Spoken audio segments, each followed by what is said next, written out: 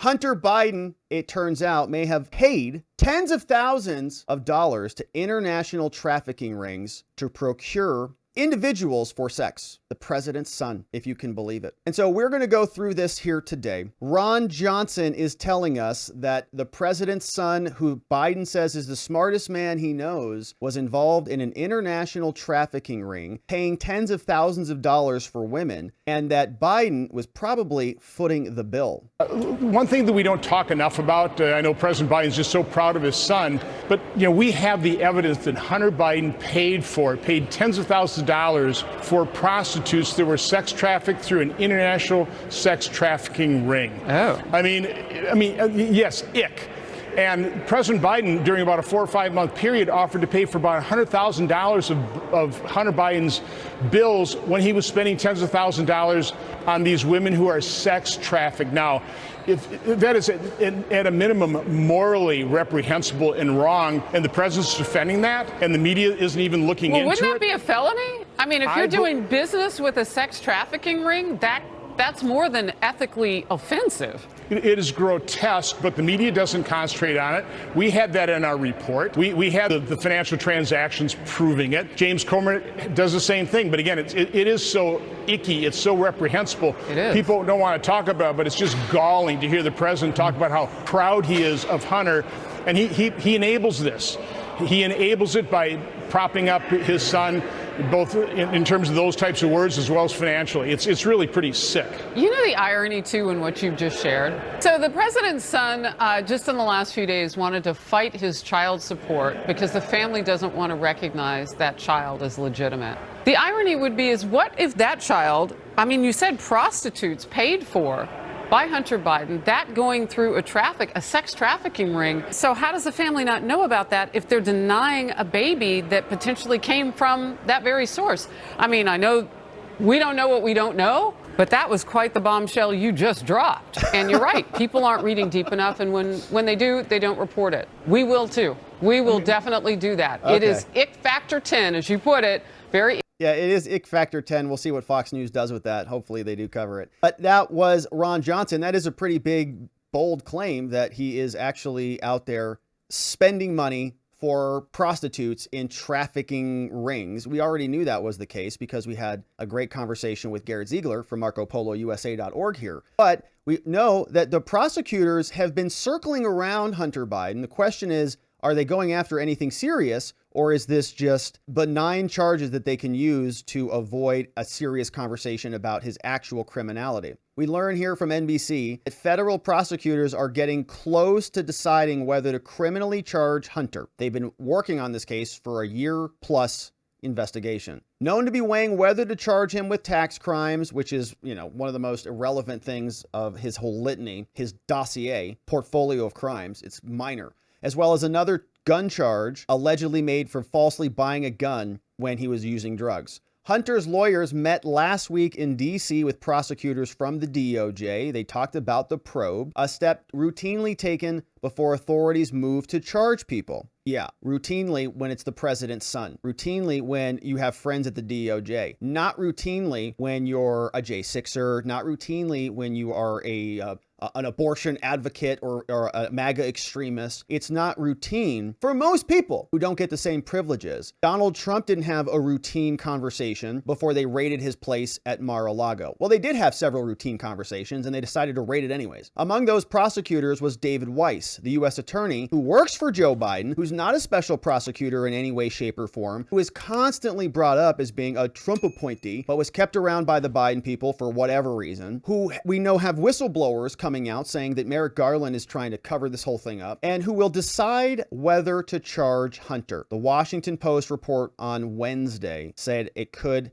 happen soon. Weiss was appointed by former President Donald Trump, right? See, there you go. Was allowed to remain in office to complete the investigation. He is in charge of this case. He's capable of making any decisions, even though he works for Garland and Garland works for Biden, and this guy's investigating Biden's son. Clear, obvious conflict of interest, but nobody wants to talk about it. Now, the question is, are they going to charge him with anything meaningful, or is it going to be mostly garbage? James Comer says they better wait to charge him until more comes out. And here is what he said. My message to the Department of Justice Justice is very loud and clear. Do not indict Hunter Biden before Wednesday, when you have the opportunity to see the evidence that the House Oversight Committee will produce with respect to the web of LLCs, with respect to the number of adversarial countries that this family influence peddled in. This is not just about the president's son. This is about the entire Biden family, including the president of the United States. So we believe there are a whole lot of accounts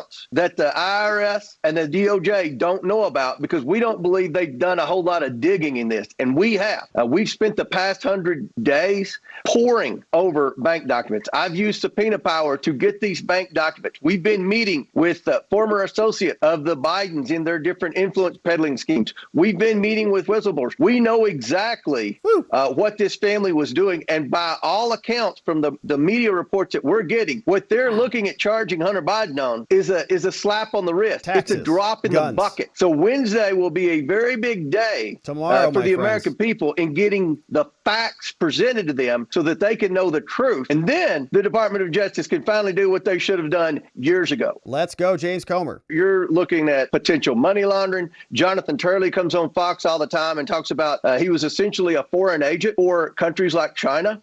He's an unregistered foreign agent. Those are serious crimes. You've got the possible racketeering. I mean, the list goes on and on and on. And again, Maria, it's not just the president's son. And we don't believe these countries were paying the Biden family for nothing. No, they were paying for access, and Hunty was the bag man for Joe Biden. The whole family was in on it. They knew what they were doing for years, and the media looked the other way. In fact, the intelligence agencies looked the other way. Hunter had a bad drug problem, left his laptop somewhere. The whole thing was uncovered. The whole thing came out before the election. But the intelligence agencies, in cahoots with the big tech platforms, in cahoots with the Democratic Party and the mainstream media, buried that story so nobody got to know about it. One of the agencies, the institutions that was working hard on that, was the New York Post. They got suspended from Twitter for breaking the news about the Hunter Biden laptop. And guess what? Everything comes full circle. Now that this story is breaking again, and it's coming true that Joe Biden should or did know about all of this stuff, they banned the New York Post, not from Twitter this time because they don't own it anymore, but they banned them from press events. They report this, that the White House is banning the Post from Biden events as the indictment looms. What a bunch of weenie crybabies. They can't even take it. The White House press office barred the Post from attending Biden's only daytime public event on Monday as federal prosecutors near a decision on criminally charging Hunty. The Post has closely covered the president's ties, following them for years, but Biden, who falsely characterized their work as Russian disinformation, appeared with Pete Buttigieg to talk about airline policies somewhere in Washington. Biden ultimately took no shouted questions at the venue, which houses a set of a fake White House. Because it's a fake president, and about 50 theater seats for reporters, about 20 of which were empty on Monday. So they said there's no room. In the same room, Biden chose to answer the Post query about whether his family has links to China. He fumed about the lack of polite reporters and stormed on out of there. The Post, they say, is the 5th largest news website by readership. Very big. But in Monday, they got an email. They said, "We're unable to accommodate your credentials. The White House sent this. You can't attend our event. The remarks will be live streamed. You can view it at the White House website. Thanks for understanding. We'll let you know if a credential becomes available." They got disinvited because they were blasting the Biden administration, and they're not happy about it. So you can see here, this is their fake little room. This is the empty rows that the New York Post could have been sitting in, but the cowardly Biden administration doesn't even want to take questions. The email does not claim that the exclusion is due to space limitations, an excuse that was used until recently to justify their exit. They've got different justifications for it now, but it's pretty pathetic. So they're now sealing the White House. The White House is now sealing people out from the media because they don't want them to report on this stuff, especially the ones who will actually cover it, the non-friendly media. Miranda Devine posted this also from the Post, and she's been on this story for years now. Says that Hunter Biden's ex-business partner, Devon is now urged to spill the beans to avoid prison. He is getting very close to going to jail soon. His appeal is going to be heard. I think it was actually heard today. Yeah, the appeal was heard today. Friends with knowledge of Hunter's thinking are telling Archer to accept that the Bidens have thrown him under the bus. Says, you're not getting a presidential pardon, buddy, so save yourself. Turn the Bidens in. Archer was present at a number of meetings where Hunter arranged meetups with his foreign partners, and so they're pushing on other Hunter pals to see if they'll crack as well. But that is the latest from Hunter's case. Spending tens of thousands of dollars on international trafficking rings, and that funding supported by Joe. The Republicans are going to be bringing the heat on Wednesday, and of course, we'll be here to cover. Thank you for subscribing and joining us as we do, my friends.